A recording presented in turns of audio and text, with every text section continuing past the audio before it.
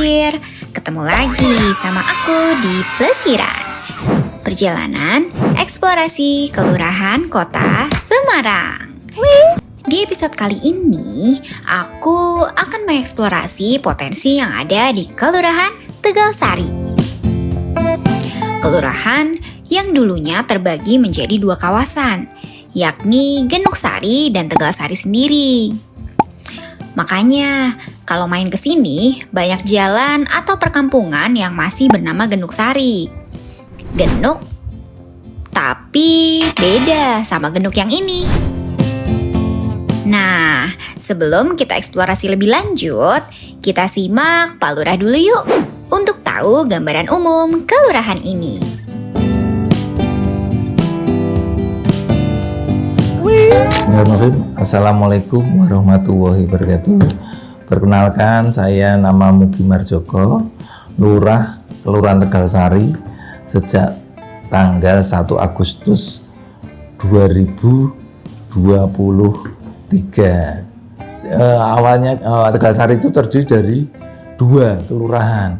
Jadi dulu ada yang namanya Kelurahan Genuksari dan Kelurahan Tegalsari yang meliputi RW 11, 12, dan 13. Jalannya yang tepat itu Genuksari nomor 1C. Di sini jumlah warga keseluruhan itu ada 15.700 sekian.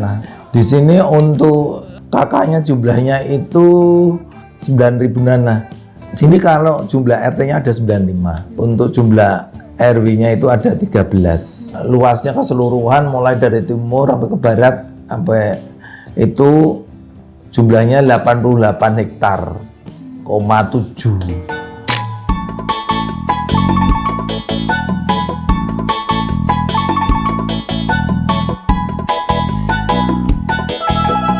Seperti yang udah aku bilang sebelumnya, dulu sebelum adanya pemekaran wilayah, di kawasan Genuksari terdapat kampung genuk yang berasal dari bahasa Jawa yang berarti gentong atau tempat air. Kayak arti namanya, di sini dulu terdapat banyak sendang, salah satunya Sendang Mintoloyo. Setelah pemekaran, nama genuk sendiri sudah berubah menjadi nama salah satu kecamatan di Kota Semarang. Di Kelurahan Tegalsari, terdapat tokoh-tokoh yang babat alas atau membuka kawasan Genuksari untuk menjadi kawasan permukiman, yakni Mbah Genuk yang dibantu oleh Mbah Mintoloyo, Mbah Kliwon, dan Mbah Balal. Setelah membuka permukiman, mereka pun menyebarkan agama Islam di sini. Tokoh-tokoh ini pun dimakamkan di lokasi yang berdekatan di kawasan ini.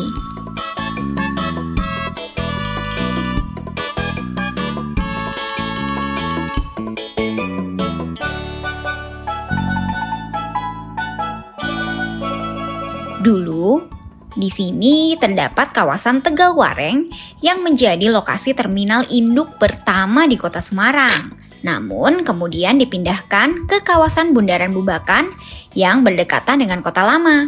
Kemudian, di tahun 1954, kawasan ini difungsikan menjadi kebun binatang pertama di Kota Semarang, yakni Kebun Binatang Tegalwareng, yang sempat menjadi ikon Kota Semarang dengan koleksi binatang yang cukup lengkap. Dari kebun binatang inilah, kawasan Tegalwareng berkembang menjadi Taman Hiburan Rakyat atau THR. Gak cuma kebun binatang, tapi di sini sering diselenggarakan pasar rakyat. Namun di tahun 1985, Bonbin Tegalwareng direlokasi ke Tinjomoyo, sebelum akhirnya dipindahkan ke Semarang Zoo di Mangkang saat ini. Setelah kebun binatang direlokasi, sekitar tahun 1990-an, taman ini berganti nama menjadi Taman Budaya Raden Saleh atau biasa disingkat TBRS. Hal inilah yang menyebabkan taman budaya ini sebagian besar lokasinya masih berkontur tanah dan dipenuhi pepohonan yang rindang. Fungsinya pun berubah menjadi pusat kesenian dan kebudayaan di Jawa Tengah. Dinamakan Taman Budaya Raden Saleh karena berasal dari nama salah satu pelukis terkenal Indonesia, yakni Raden Saleh Syarif Bustaman yang berasal dari Semarang. Kalau masuk kawasan ini, pasti yang nyambut kita pertama kali ya patung Raden Saleh ini. Di dalamnya terdapat gedung kesenian Ki Nartosabdo yang merupakan seorang maestro wayang di Jawa Tengah. Sesuai namanya, gedung ini biasanya digunakan sebagai tempat pementasan wayang, mulai dari wayang kulit dan wayang orang.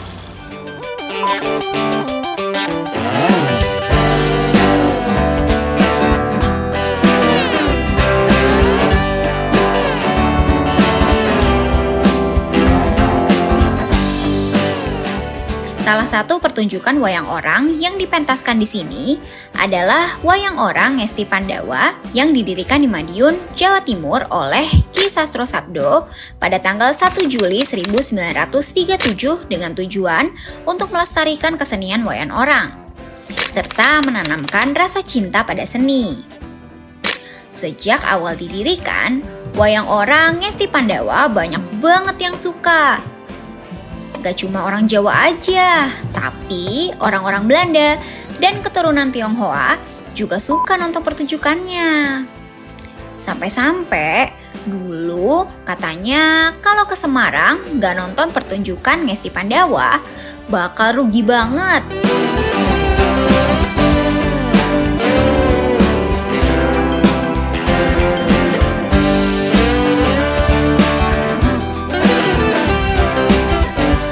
Pada tahun 2022, Gedung Serbaguna Raden Saleh yang sebelumnya difungsikan sebagai tempat pertemuan, direnovasi menjadi gedung yang megah dengan logo wayang yang super besar. Gedung yang bernama Gedung Ki Nartosabdo baru ini difungsikan menjadi gedung pertunjukan ala teater yang lebih modern. Sempat juga loh digunakan untuk pagelaran Festival Wayang Orang pada Oktober 2023 lalu, yang menampilkan pertunjukan wayang orang dari berbagai daerah di Indonesia. Sampai saat ini, berbagai pertunjukan juga sudah aktif di sini.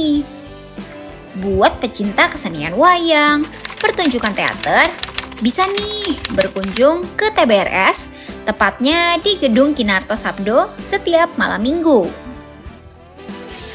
Selain pertunjukan, di kawasan TBRS juga terdapat berbagai hasil karya seni seperti lukisan, pernak-pernik tempo dulu yang dibuat oleh para seniman. Pokoknya TBRS tuh emang tempat nongkrongnya seniman-seniman di kota Semarang deh.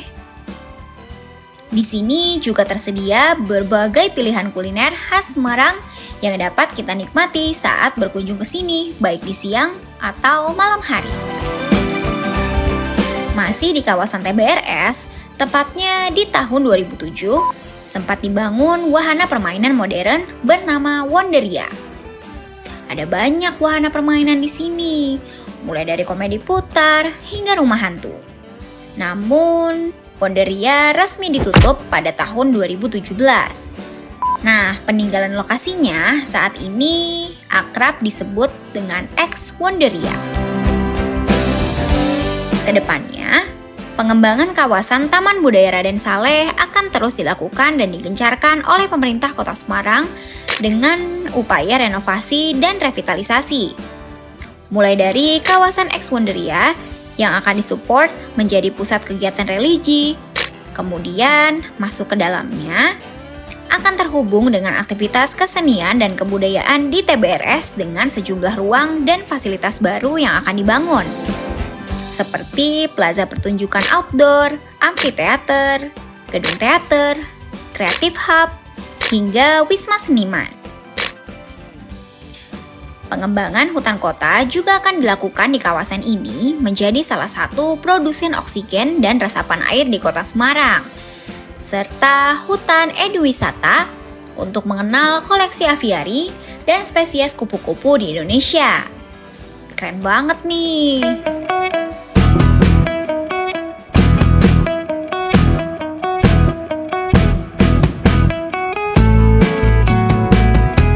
Kelurahan Tegalsari, terdapat beberapa bangunan bersejarah lain, seperti Rumah Sakit Elizabeth yang merupakan salah satu rumah sakit tertua di kota Semarang. Menurut sejarah, Rumah Sakit Elizabeth Semarang didirikan oleh Kongregasi Suster Santo Fransiskus atau OSF yang terpanggil untuk mendirikan rumah sakit karena wabah kolera yang melanda masyarakat kota Semarang saat itu. Rumah Sakit Elizabeth diresmikan pada tanggal 18 Oktober 1927. Dulu, rumah sakit ini hanya berkapasitas 50 tempat tidur. Namun, pengembangan terus dilakukan dari penambahan gedung dan layanannya hingga saat ini.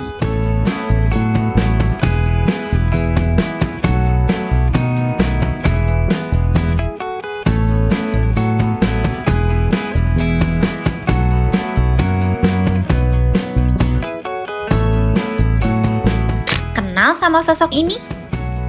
Yap, Thomas Karsten, seorang arsitek asal Belanda yang merancang berbagai gedung-gedung bersejarah di kota Semarang, seperti Pasar Johar, Gedung Kesenian Sobokarti, Rumah Sakit Elizabeth, Puri Wedari. Puri ini tadinya merupakan rumah dinas wali kota Semarang yang saat ini dikelola oleh TNI dan diperuntukkan untuk rumah dinas Panglima Kodam atau Pangdam 4 di Ponorogo.